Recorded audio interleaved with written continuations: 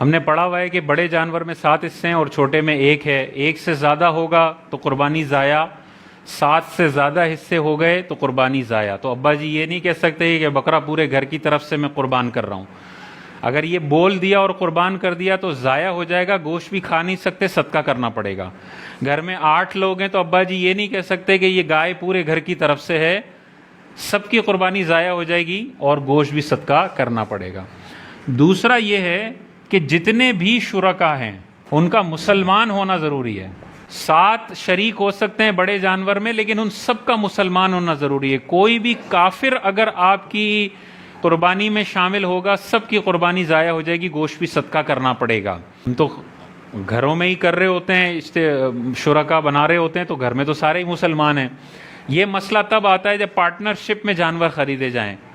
دوست کے ساتھ خرید لیا، دوست نے کہا چلو میرے 3 حصے ہو جائیں گے، تیرے 4 ہو جائیں گے، ہم مل کے جانور خرید لیتے ہیں. تو اب آپ کسی اور فیملی کو اپنے جانور میں شریک کر رہے ہیں، تو اب دیکھنا ہوگا کہ وہ اس عقائد کے اعتبار سے کیا ہے. اگر وہ خدا نہ خواستہ عقائد اس کے بہت زیادہ خطرناک ہیں، لبرل عقائد ہیں، قرآن و حدیث کے خلاف وہ کھلم کھلا باتیں کرتا ہے اور پورا مطلب انگریز قسم کا مسلمان ہے بظاہر نام کا، تو وہ جانور میں اگر اتنے خراب عقائد والا شریک ہوا جس کی گمراہی حد کفر تک ہے، تو یہ جانور ضائع ہو جائے گا، قربانی کے لائق نہیں ہے. تو اگر تھوڑا سا بھی ڈاؤٹ ہو رہا ہے کہ یار اس کے عقائد گندے ہیں، برے عقائد ہیں، اب آپ ایمان و کفر کا فیصلہ تو نہیں کر سکتے نا، ایمان و کفر کا فیصلہ تو مفتی نے کرنا ہے. آپ کیا کر سکتے ہیں کہ ایسے بد مذہب کو بھی اپنے جانور میں شریک نہ کرو. بھائی ہو سکتا ہے اس کی بد مذہبی میرے سامنے جتنی آئی ہے، تنہائی میں اور بھی بہت زیادہ گندے الفاظ بولتا ہو، ابھی تک میرے سامنے نہیں ہے، لیکن جو آیا ہے اس سے مجھے ڈر لگ رہا ہے کہ تنہائی میں اور بھی خراب ہوں گے. تو کیوں اپنے صاف ستھرے پانی میں گٹر کا 1 قطرہ بھی ڈالنا ہے؟ تو اپنی صاف ستھری قربانی کے اندر 7 بندے آپ کے صاف ستھرے عقیدے والے ہونے چاہیے. گمراہ، بد مذہب اور خدا نہ خواستہ غیر مسلم جو نام کے مسلمان ہوں، ان کو جانور میں شریک کرنے سے قربانی ضائع ہو جاتی ہے. اجتماعی قربانی میں یہ مسئلہ ہو جاتا ہے. اجتماعی قربانی وہیں پہ کریں جہاں پر آپ کو پتہ ہو کہ علماء کی سرپرستی میں یہاں پہ اجتماعی قربانی کا اہتمام ہے.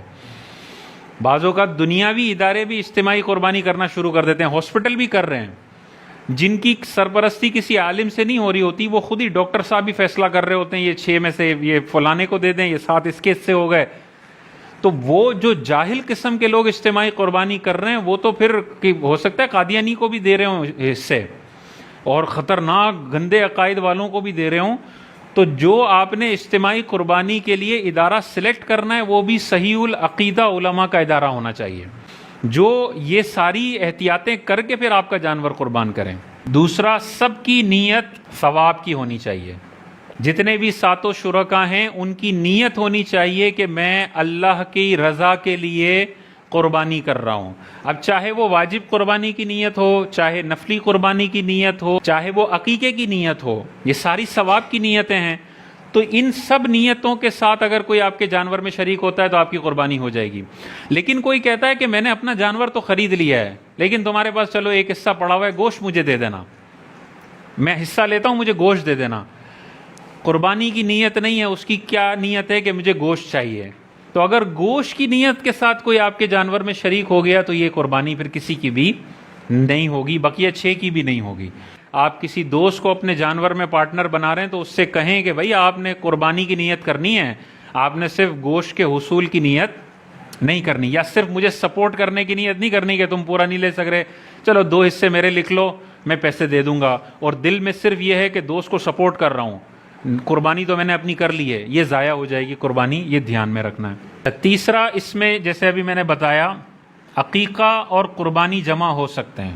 تو آپ اگر بڑے جانور کے اندر 7 حصے ہیں تو آپ اس میں عقیقہ اور قربانی دونوں کو جمع کر سکتے ہیں. ابھی اگر آپ کا بیٹا پیدا ہوا تو بیٹے کی طرف سے 2 بکرے ذبح کرنے ہوتے ہیں. افضل تو یہی ہے کہ 2 بکرے ذبح کریں، لیکن پیسوں کا مسئلہ ہے، افورڈ نہیں کر پا رہے، تو آپ اپنے قربانی کے جانور میں 2 حصے عقیقے کے طور پر رکھ سکتے ہیں. لیکن شرط یہ ہے کہ ٹوٹل نمبر 7 سے پلس نہیں ہونا چاہیے. تو 2 آپ نے عقیقے کے رکھ لیے تو اب 5 باقی ہیں، وہ 5 آپ کسی کی بھی طرف سے قربانی کر سکتے ہیں. اسی طرح اگر مثال کے طور پہ آپ نے بڑا جانور لیا 4 آپ کے گھر میں بندے موجود ہیں اور آپ نے بڑا جانور لے لیا، تو پھر آپ ایک قربانی نبی کریم علیہ الصلوۃ والسلام کی طرف سے بھی کر سکتے ہیں۔ اور یہ حضور علیہ السلام نے حضرت علی کو حکم ارشاد فرمایا تھا کہ تم نے ایک جانور اپنی طرف سے کرنا ہے اور ایک جانور میری طرف سے کرنا ہے۔ حضرت علی ارشاد فرماتے ہیں کہ میں نے ہمیشہ 2 جانور ذبح کیے ہیں، ایک اپنی طرف سے اور ایک نبی کریم علیہ السلام کی طرف سے۔ تو یہ مولا علی کی سنت ہے، حضور علیہ السلام کا حکم ہے۔ تو اگر آپ کے پاس گنجائش ہو تو نبی کریم علیہ السلام کو یہ تحفہ آپ تر و تازہ جانور کی صورت میں پہنچا دیں، اور اگر اتنا افورڈ نہیں کر سکتے اور بڑا جانور لیا اور ایک حصہ ابھی باقی ہے تو وہ حضور علیہ السلام کی طرف سے کر دیں۔ 2 حصے باقی ہیں تو شیخ عبد القادر جیلانی کے ایصال ثواب کے لیے بھی آپ کر سکتے ہیں۔ جانور اللہ کی رضا کے لیے قربان ہوگا، ٹھیک ہے، لیکن اس کا جو ثواب ملے گا وہ ہم تاجدار کائنات کی بارگاہ میں ہدیتاً تحفتاً پہنچا رہے ہیں، یا حضرت شیخ عبد القادر جیلانی کی بارگاہ میں ہدیتاً تحفتاً پہنچا رہے ہیں۔ مرحوم والدین ہیں ان کی طرف سے کر لیں، ان کو ایصال ثواب پہنچ جائے۔ اچھا، یہ جو ہے اگلا گوشت جو ہے وہ وزن سے تقسیم کرنا ضروری ہے۔ اجتماعی قربانی کے اندر یا مختلف پارٹنر ایک جانور میں ہوں تو پھر ان کے درمیان گوشت وزن سے تقسیم ہوگا۔ کوئی ایک پارٹنر یہ نہیں کہہ سکتا کہ یار چلو جو مجھے کم آئے گا زیادہ آئے گا میں معاف کرتا ہوں، نہیں، اس کے معاف کرنے سے کچھ نہیں ہوگا۔ شریعت نے لازم کیا ہے کہ جب آپ اجتماعی قربانی کر رہے ہیں یا مکس قربانی کر رہے ہیں تو پھر شرکا میں حصے وزن سے تقسیم ہوں گے۔ اس میں تو حرج ہے، آپ نے کسی پارٹنر کے ساتھ جانور لے لیا، اس کے 3 حصے ہیں، آپ کے 4 ہیں، تو اس کو 3 حصے وزن سے دینے کا بڑا مسئلہ ہے، کیسے وزن کریں گے؟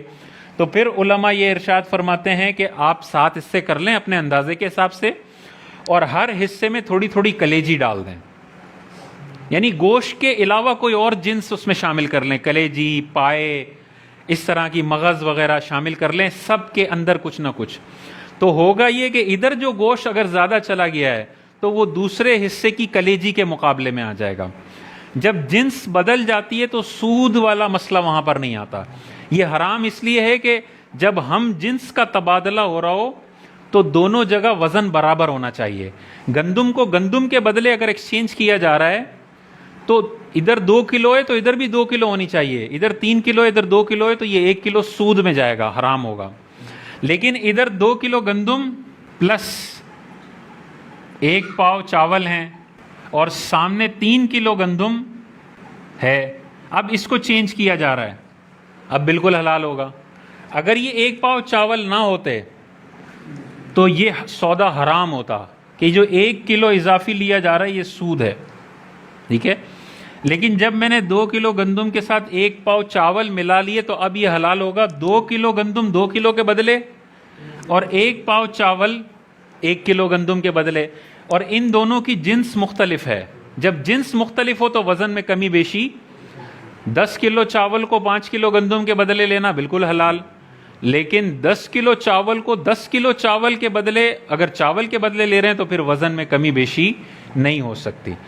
تو یہاں پر اب یہ پورا سود کا لمبا ٹاپک ہے، وہ بعد میں کبھی ڈسکس کریں گے۔ یہاں پہ سود سے اور حرام سے بچنے کے لیے ہر تھیلے کے اندر آپ کچھ نہ کچھ گوشت کے علاوہ جنس ڈال دیں اور پھر اندازے سے تقسیم کریں تو پھر یہ جائز ہوگا۔ یہی وجہ ہے کہ اجتماعی قربانی میں آپ تھیلوں میں دیکھیں گے تو آپ کو کلیجی کے ٹکڑا تو ہر ایک تھیلے میں نظر آئے گا، پائے کا۔ یہ کیوں ہوتا ہے؟ یہ تو ایک تو یہ ہوتا ہے کہ سب میں شیئر کرنی ہے، اور دوسرا یہ ہوتا ہے کہ وزن میں کمی بیشی ہو تو سود والا معنی یا ناجائز والا معنی ادھر نہ پایا جائے۔ اسی لیے کہا جاتا ہے کہ پھر کسی دنیا دار ادارے میں اگر آپ نے اجتماعی قربانی کی تو ہو سکتا ہے آپ کو ½ کلو گوشت جو زیادہ مل رہا ہے نا یہ سود مل رہا ہو، کیونکہ آپ نے پیسے دیے 10 کلو گوشت کے، آپ کو 10.5 کلو ملا، تو اضافی ½ کلو سود اور حرام ملا ہے۔ چاہے سامنے والا کہے کہ میں نے دیا، سود اگر کوئی مرضی سے کسی کو دے رہا ہو تو لینا حلال تھوڑی ہو جاتا ہے۔ تو اسی لیے کسی دینی ادارے سے کرنی چاہیے تاکہ یہ ساری پیچیدگیوں سے انسان اپنے آپ کو بچا لے۔